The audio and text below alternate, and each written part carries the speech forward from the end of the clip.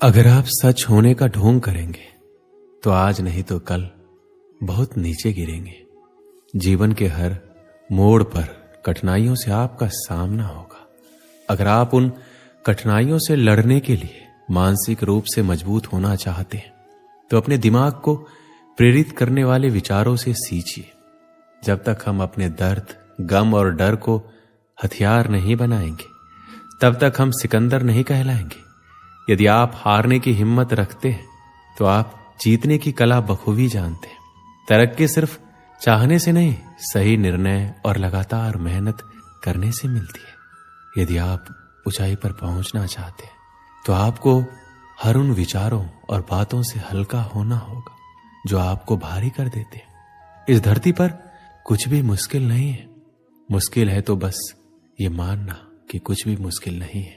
चेहरे की रंगत से सिर्फ आदमी निखरता है, लेकिन मन की रंगत से आदमी और उसका भविष्य दोनों निखरता है। इसी को सफेद झूठ बोलना कहते हैं। इसी सफेद झूठ के चक्कर में लोग वह नहीं कर पाए जो वो कर सकते थे। हमेशा इस बात को याद रखिएगा कि जीवन की सबसे बड़ी खुशी उस काम को करने में है जिसे आपका दिल करने के लिए इजाजत दे, वरना उस काम को हाथ मत लगाइएगा जिसे आपका दिल करना ही ना चाहे। अगर आपसे कोई कहे कि ये काम तुमसे नहीं हो सकता तो उसका सीधा सीधा यही मतलब होता है कि इस काम को तुम्हारे सिवाय कोई और नहीं कर सकता।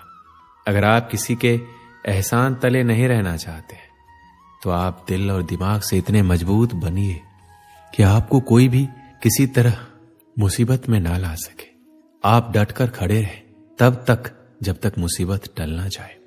खुद पर भरोसा और आत्मविश्वास बनाए रखिए। सारी कठिनाइयां अवसर में बदल जाएगी। क्या आपने कभी इस बात पर गौर किया है कि अवसर कठिन परिस्थितियों में जन्म लेती है? अगर आप और आपके आसपास के लोग बहुत सुखी हैं तो वहां क्या कोई अवसर पैदा होगा? नहीं ना। तो आज से आप ये मान लीजिए कि हमारे और कठिनाइयों के बीच जो जंग होता है, इसी बीच कठिनाई के गर्भ से अवसर पैदा होता है। यदि आपको इस बात से कोई फर्क नहीं पड़ता कि लोग आपके बारे में क्या सोचते हैं, तो लोगों को इस बात से भी फर्क नहीं पड़ता कि आप क्या करते हैं। इससे फर्क नहीं पड़ता कि आपके चेहरे की रंगत क्या है। फर्क तो इस बात से पड़ता है कि आपकी सोच की रंगत क्या है। आप समय ना होने का बहाना नहीं कर सकते, क्योंकि आपको भी तो वही 24 घंटे मिलते हैं, उतना ही जितना सफल और महान लोगों को मिलता है। समय का पहिया ये नहीं कहता कि धीरे चलो या तेज चलो। समय का पहिया कहता है मेरे साथ चलो और सफल बनो। यदि एक बार समय चला गया और आपने उसका सही उपयोग नहीं किया तो समझ लीजिए उसको बाद में बड़े अफसोस के साथ ये कहना पड़ेगा कि काश मैंने उस समय को बर्बाद ना किया होता तो आज मैं कुछ होता। यदि एक बार समय चला जाता है तो फिर अफसोस के अलावा और कुछ बाकी नहीं रहता। समय आपकी जिंदगी का सबसे कीमती तोहफा है जो ईश्वर ने सभी को समान रूप से दिया है। अब यह आपके ऊपर है कि आप उसका उपयोग कैसे करते हैं। ध्यान देने वाली बात यह है कि समय का हर पल आपके लिए एक अवसर है और इस अवसर का फायदा उठाकर आप कुछ भी अच्छा हासिल कर सकते हैं। यदि आप हर पल का सही उपयोग कर पाते हैं तो आपको सफलता की ऊंचाइयों को छूने से कोई नहीं रोक सकता। यदि आप नदी की तरह बहते हुए समय का उपयोग नहीं कर पाए तो एक समय ऐसा आएगा जब आपको ना चाहकर भी कहना पड़ेगा कि काश मैं उस समय वो काम कर लिया होता, काश मैं अपने जीवन के प्रति उस समय सचेत होता। कहीं आपके जीवन में ऐसा तो नहीं हो रहा? कहीं आपके जीवन के समय रूपी खेत की लहराती फसल को कोई चिड़िया तो नहीं चुग रही? अगर ऐसा है तो उस चिड़ियों को तुरंत उड़ा दीजिए और बचा लीजिए अपने फसल को, बचा लीजिए अपने खुशी भरे जीवन को, वरना एक ही वाक्य आप जीवन भर दोहराते रहेंगे कि काश मैंने उस समय ये कर लिया होता।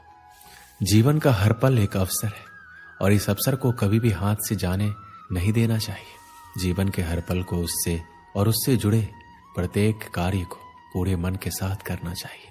आपका भविष्य आपके वर्तमान पर निर्भर करता है, इसलिए अपने वर्तमान के हर क्षण का सही उपयोग करें। आज नहीं तो कल, कल नहीं तो परसों।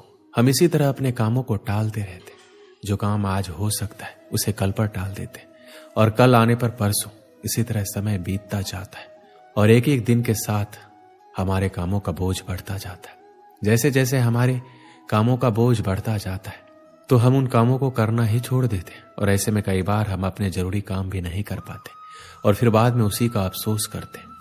अपने आलस को अपनी जिंदगी से दूर रखें और उस काम को आज ही निपटा लें, कल पर ना छोड़ें। एक समय की बात है, एक राजा एक दिन अपने राज्य के भ्रमण पर निकलता है। कुछ दूर टहलते हुए जाता है कि उसे एक गरीब आदमी मिलता है। उसकी हालत बहुत ही खराब थी, फटे पुराने कपड़े और पूरा शरीर गंदगी में लिप्त था। राजा को उस पर दया आती है। राजा अपने राज्य में ऐसे इंसान को देखकर परेशान हो जाता है कि उसके राज्य में बहुत तकलीफ में। फिर राजा ने एक निर्णय लिया कि उस गरीब के घर में चुपके से सोने की कुछ मोहरें रखवा देगा। उस दिन जब रात होती है तो रात के अंधेरे में राजा अपने गुप्तचर को आदेश देता है कि जाओ उस गरीब के घर में सोने की 1000 मोहरें चुपके से रखाओ। और साथ ही में एक पत्र राजा देता है जिस पर लिखा होता है, मैं तुम्हारे राज्य का राजा हूं, ये सोने की मोहरें तुम्हारे लिए। राजा पत्र इसलिए रखवाता है गरीब आदमी इतने सोने के मोहरे देखकर परेशान ना हो जाए। गुप्तचर सोने की मोहरे और राजा का पत्र उस गरीब के घर में चुपके से रख आता है। अब राजा मन ही मन खुश था, उसके राज्य में कोई भी गरीब नहीं है। कुछ दिन बीतता है।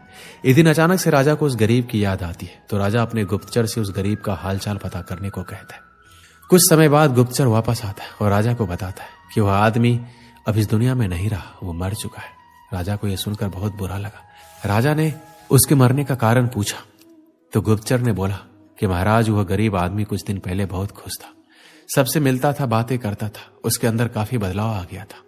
लोगों ने बताया कि वह अपने साथ एक पोटली लेकर घूमता रहता था, किसी को पोटली के बारे में कुछ नहीं बताता था, किसी को हाथ तक लगाने नहीं देता था।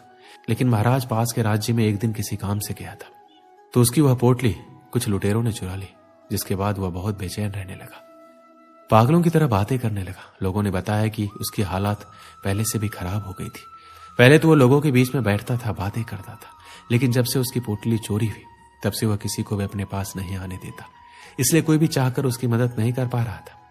गुप्तचर पूरी बात कहते हुए राजा के सामने वह पोटली पेश करता है जिसमें 800 सोने की मोहरें होती है। राजा इन मोहरों को देखकर पहचान जाता है कि ये वही मोहरें थी जो राजा ने उस गरीब के घर में रखवाई थी, परंतु राजा ने तो 1000 मोहरें रखवाई थी, ये तो सिर्फ 800 है। राजा समझ जाता है कि वह गरीब आदमी 200 मोहरों की पोटली को लेकर घुमा करता था, जिसके चोरी हो जाने के बाद वह सदमे में चला गया और आखिरकार उसकी मौत हो गई।